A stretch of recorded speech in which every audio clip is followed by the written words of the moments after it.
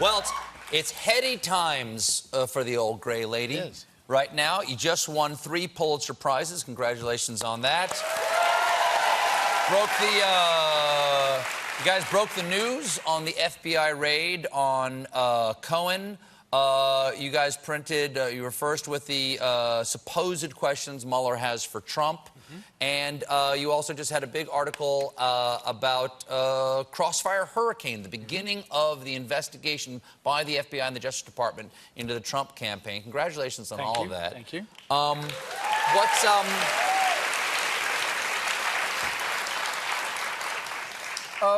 What's it like being so publicly and repeatedly vilified by the most powerful man in the world?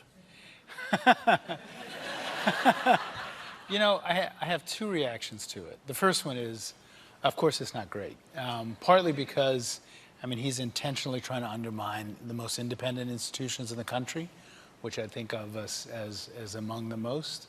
On the other hand, I have to say that the last year has been energizing for journalism. I have to say that I ran another newspaper, the Los Angeles Times, at a time when it was having a cut. And I think we had sort of all lost our mojo a little bit. And all of a sudden, I feel like people understand what we do and why what we do is important. So it's a weird dynamic where on one hand, I think he's bad for us and the attacks are bad for us. But on the other hand, I'm not sure journalism has been as energized as it is right now in such a long time. Sir, I don't remember it in my adult life. Yeah. For it to feel this vital. Yes, that's right.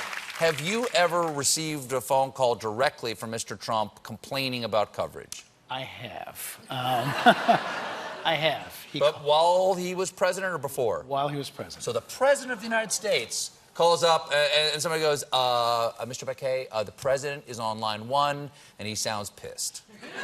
Almost. Almost. I was in a meeting and I got I'm going to disappoint you, and I'm not going to tell you what he was complaining about. But I was in a meeting and I got an email from his office saying, can I take a call from the president? And I went down, I got the call, I listened to his complaint. I listened. We talked for a while, and that was the end of it. It's the only time I've talked to him and I imagine, directly. I imagine that after you explained your reasoning, he said, "You're absolutely right. I'm sorry." He did not. I explained he did not. So I know you can't tell us. But it was a polite, wasn't a nasty conversation. Okay. I know you can't tell us what it was about. What was it about? What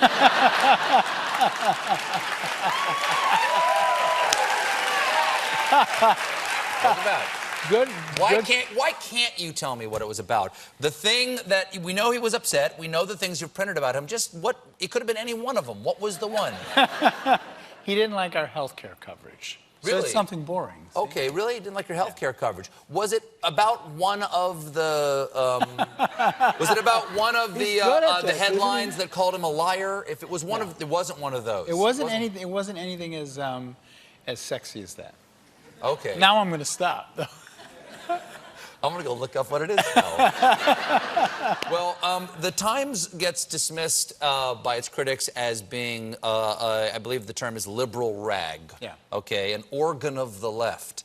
And have you ever printed a headline that was perhaps slightly made slightly charitable to the right in order to lay out your bona fides as being balanced? No. You've never said, you know what, just make it a little less harsh right there because we don't want to be accused. No. We get people rightly, I mean, the most, I dropped out of college. I've been in a newsroom since I was 19. And newsrooms are the most beautiful, deeply flawed places. We make, I mean, on my way here on the phone, I made 3 decisions. We make constant decisions about coverage. How do you play the latest school shooting? How do we make people understand it's different? And sometimes, particularly on the internet, we write bad headlines because some human being writes a headline, starts writing a headline at 7 p.m. that has to be up at 7:01 p.m. and he gets it wrong. And readers call up or they send notes and they say your headline's awful, it's part of a conspiracy, when actually it's somebody who didn't have their second cup of coffee that day.